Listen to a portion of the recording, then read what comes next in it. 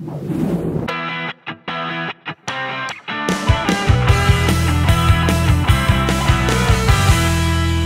there everyone, and I thank you guys so much for tuning in to yet another episode of My Orchid Adventures with me, Maria Young. And in today's episode, we're going to be talking to you guys about one of the orchids that I love the most, because you guys know that I have been totally vandified and also vandalized.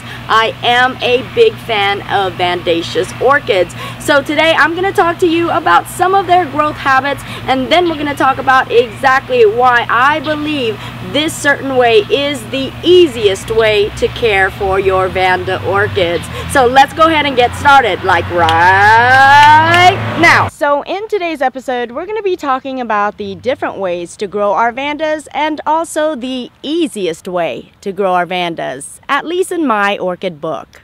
And one of the most popular ways that you're going to see Vandas growing is bare-rooted. Whether or not it's in a basket, a pot, or simply just hanging off of a wire, this just means that they are growing absolutely without any media at all. Now, although this is one of the most natural ways to grow our orchids, and if you ask me, one of the most beautiful ways to grow our orchids as well, this also has another side to the story. For the simple fact that this is not contained in any type of container and also does not have any media to absorb the water and retain it longer, you guessed it guys, you are going to have to water these Vandas a whole lot more. And yet another way to grow our Vandas is right in some form of container filled with media.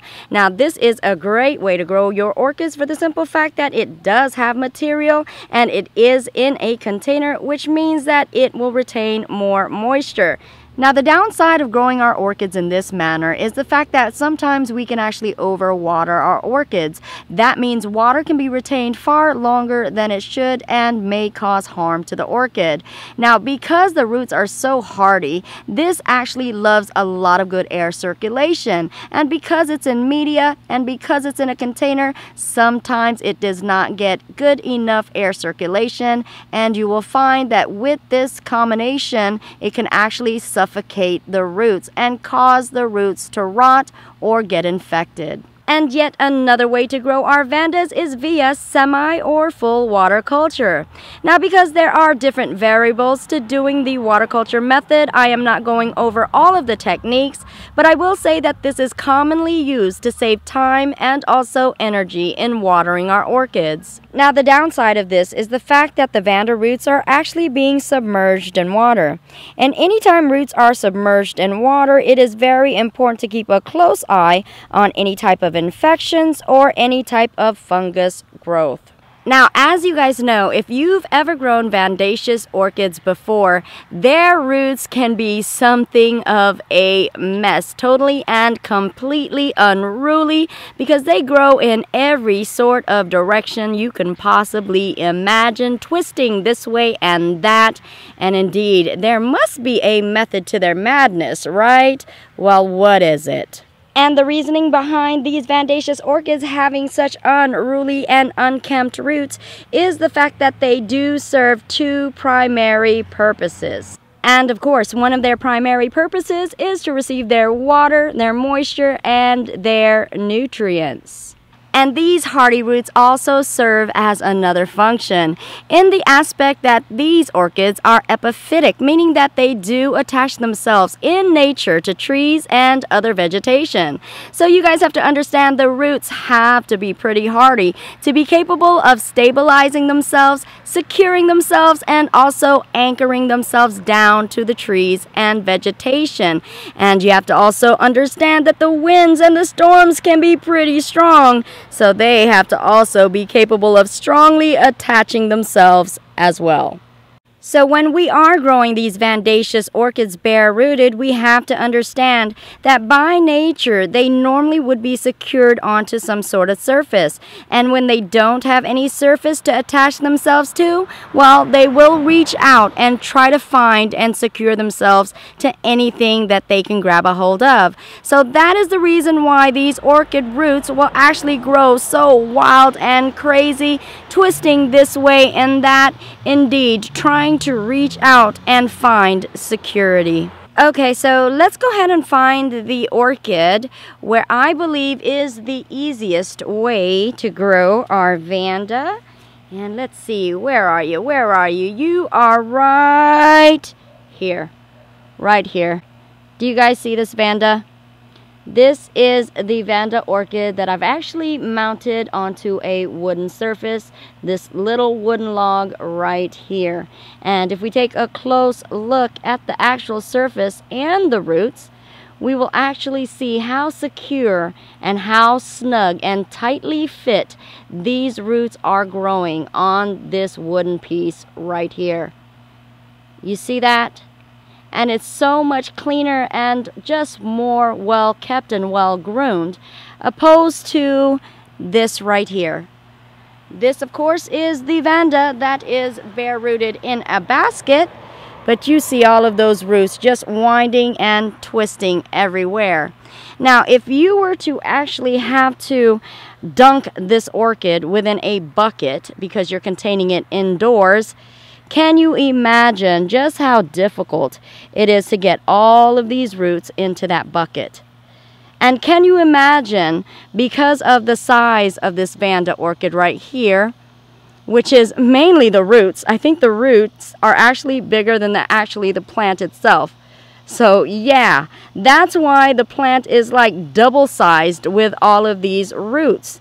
But if we are able to maintain it in this manner, this is really gonna cut it down to size, folks. Really, really, really. And you're not gonna have to worry about all of those vanda roots just twisting and winding, trying to attach themselves to any surface, including your other orchids. And you know how that is when roots attach onto other roots and other plants. It can be quite difficult to remove them without harming the roots. So indeed, that's why I believe by attaching them and mounting them onto a surface, you are going to have a lot easier of a time really managing the care and the growth of the vanda itself. So that's why #1 way to grow vanda orchids. Now folks, let's get a quick size comparison between the two. The one that is growing bare rooted, all of this right here bare rooted, and then the one that is actually mounted on that wooden log. Do you see the massive difference of the two? Can you imagine the upkeep of this one in comparison to the upkeep of that one? That is the difference, folks, and it is big and it is major difference. Bare rooted right here and mounted right here. Oh my gosh, what a difference, folks. And for those of you that are dismayed, believing that all vandaceous orchids are absolutely huge, don't be dismayed any longer, because folks, I am here to tell you that there are actually vandaceous orchids that are small and compact as these three right here. They are very small and very compact. You are still going to get the vandaceous look that we all love, but you're going to get it in a small compact size that is not going to take a whole lot of your space. So indeed, if I put my hand next to it, that's the sizes of these vandaceous orchids right here. If there is a will, folks, there indeed is a way. You just have to research and find these smaller vandaceous orchids that are going to fit in your grow space. So which method is the best way to grow our orchids? Well, to be honest with you, it's really a personal preference. I mean, some seem to think the water culture, some seem to think in a pot, and some seem to think mounted or bare rooted. Now, as you see these two lizards right here, they're trying to fight it out right now to determine which one is the best. One says bare rooted while the other one says potted. Which one will win? The saga continues, folks. Dun-dun-dun-dun. And there you have it, folks. That is a total Vanda wrap. I thank you guys so much for tuning into yet another episode. And indeed, I want to hear from you guys. I want to ask you, what do you think is the easiest way to grow Vandas? Because they can be a little bit of an upkeep to try to take care of them. So if you have any ideas or some tips you can share with us, that's going to make our lives a lot easier when it comes to growing our Vandas. Please be sure to share those suggestions below. Also, folks, I want you to know that I really do appreciate you, and I hope you liked this video. And if you did, give it a green thumbs up. And if you want to stay tuned to the latest and greatest episodes and my adventures, please be sure to subscribe. And also, folks, you guys know that I am on Facebook, so definitely please join me there as well, as we have a hoopla of a time, a hoot and a holler, and just big fun right on Facebook at My Orchid Adventures. And if you guys want to write me or send me something, you guys can do that as well at the following address. Yeah, it's right below. And that is all, folks. Thank you guys so much. Love you guys all. Really appreciate you. And as you guys know, mwah, mwah, mwah, mwah, mwah, mwah, big hugs and kisses to you. Mwah.